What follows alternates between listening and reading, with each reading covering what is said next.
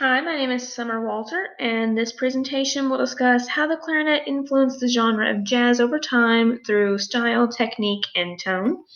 In order to better understand the influence of the genre, we will first need to study how jazz began. Although the exact start date for jazz is unsure, it is known to have started in the port city of New Orleans. Because it was such a populated port city, many people from different cultures could come together, and the blend of blues, opera, folk music, military marching bands, and African dance music would create what we know now as jazz.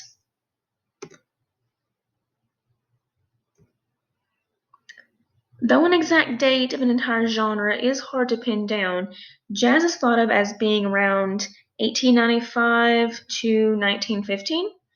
Obviously, an entire genre could not start with just one specific person, but both Buddy Bolden and Ferdinand Jelly Roll Morton claimed themselves as the inventor.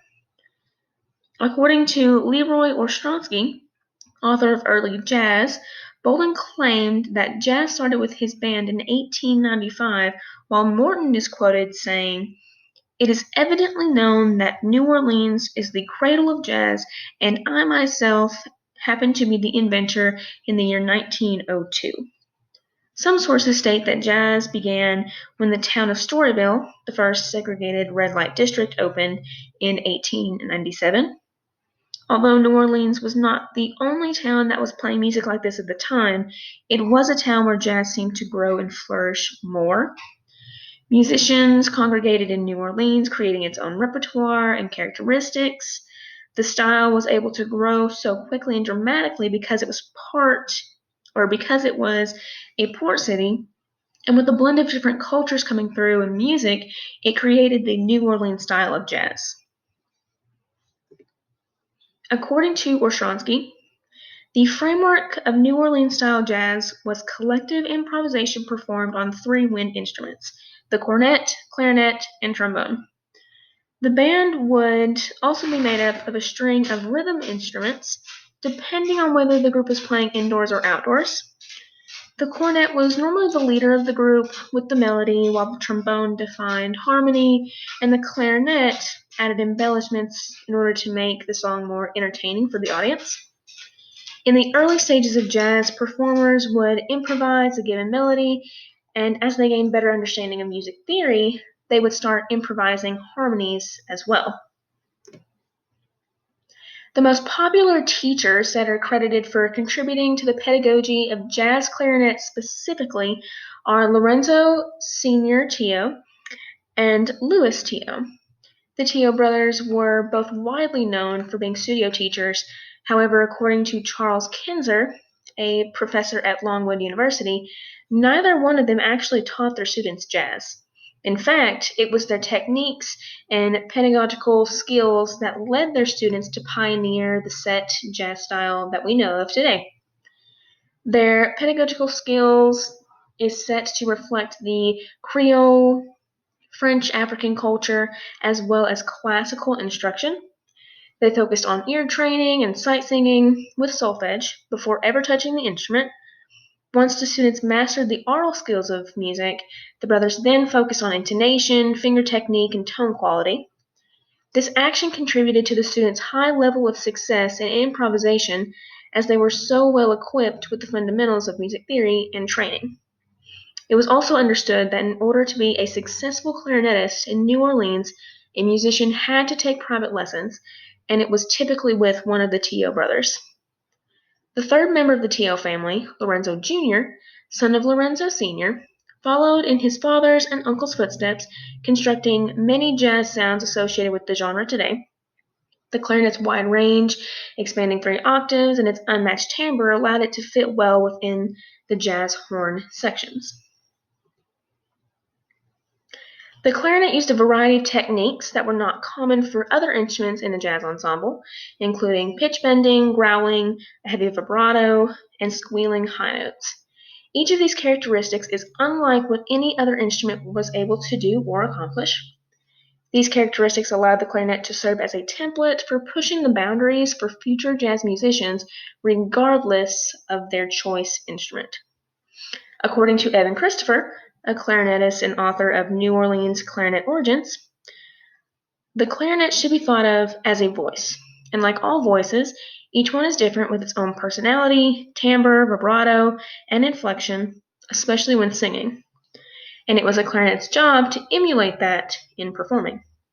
It was also for this reason the New Orleans jazz clarinet used all four registers in order to help with expressive effect, such as the tremolo register, throat tones, the upper register or clarion register, and altissimo range.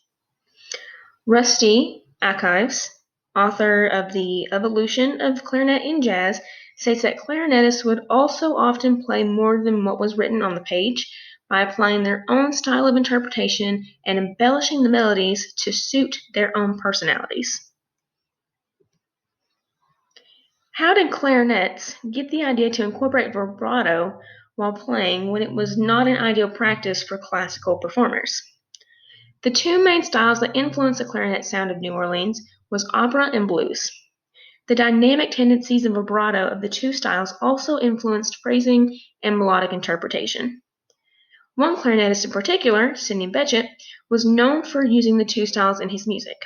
In his piece, Blue Horizon, he performs both styles by starting off in the low register with a blues feel and ending the piece with belting high notes like that of an opera singer. And here we have a small excerpt from his Blue Horizons.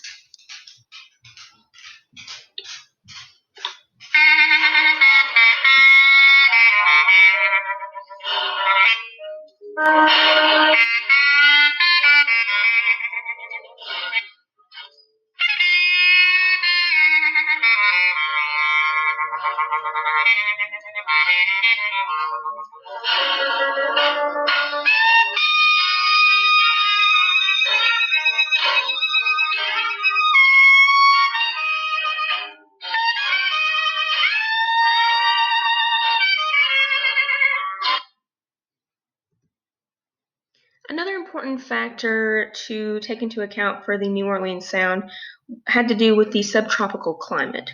Many performances were done outside or in rooms where there were no air conditioning since it wasn't invented yet. And as many musicians know, climate and humidity can affect your equipment. So clarinetists had to accommodate that by using softer reeds to vibrate more freely and use a wider tipped mouthpiece as well. This type of mouthpiece was very common on the Albert system clarinet, which we will be discussing later. The musicians also had to modify to a looser embouchure and less lip pressure in order for the softer reeds to ring out. This technique was a stark difference from the classical training on the instrument. There are two main types of systems for the clarinet, the Albert system and the Boehm system. The Boehm system is what is most commonly used today, as it is the most modified version with more keys, springs, levers that help with playing quick chromatic passages and trills a lot easier. These clarinets were also typically made of wood, and as we discussed previously with the climate, wooden instruments were not ideal for playing outside as it would warp the instrument and ruin its tone. The Albert system, on the other hand, was made of a hard rubber, and it didn't really have a use for the additional key work as the Boehm system.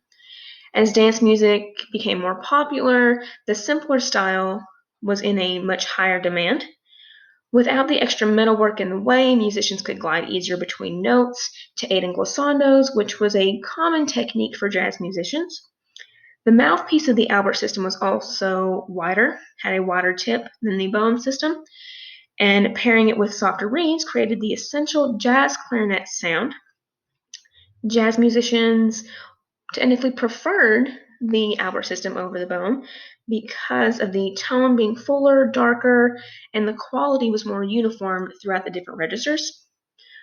Another fact about the two systems comes from Megan Wright, author of The Influence of Jazz Clarinet in the Development of American Art Music, states that more older generations owned Albert system clarinets, and it was easier for families to pass down that instrument to the next generation rather than having them purchase the brand new Boehm Boehm system instead.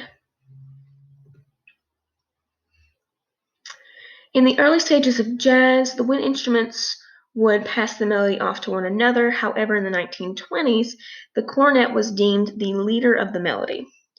Louis Armstrong, a well-known cornet player, grew bored of the stock melodies and songs and was fascinated by the embellishments and added flavor that the clarinets had to offer. It was because of this fascination that Armstrong began practicing popular clarinet licks by Dodds, Bechet, and many others on his cornet. Arpeggios play a vital role in the embellishments of many New Orleans clarinetists. The use of descending and ascending arpeggios was very common with clarinetists such as Lorenzo Tio Jr., Sidney Bechet, and Johnny Dodds. With that in mind, Armstrong incorporated more arpeggiated notes in his playing, and the first recorded evidence of that comes from Chimes Blues by King Oliver in 1923. This was significant because it was uncommon for cornet players in jazz to play arpeggios, as it was a difficult technique that required the performer to make subtle changes to their embouchure, their wind direction and speed, and also their oral cavity, instead of just pressing different keys. Armstrong would also use other aspects of clarinet style, such as running eighth notes. For example, the main melody of Cornet Chop Suey exemplifies speed and fluidity that is more typical in the clarinet repertoire than the cornet leading lines. Armstrong may not have been a clarinetist, but he did help to start the growing trend of musicians trading traditional roles and swapping idioms from different instruments. In this, it allowed jazz to morph into bebop and also allowed composers of different genres to experience and experiment with the roles that instruments had to play.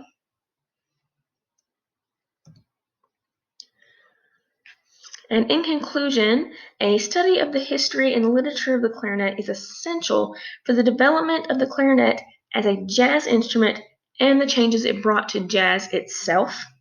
The information from this presentation helps to show a better understanding of the clarinet's role in the music of early jazz. These findings display an understanding of the different pedagogical skills and techniques set by prominent founders and explorers of jazz music. This presentation also demonstrated an understanding of the mechanics involved with the clarinet and helped it to better understand the idea of how it got its unique timbre. The clarinet added flair and embellishments to jazz music that had never been attempted in the performance setting before, and had opened a door to music possibilities that would ultimately change music as we would know it forever.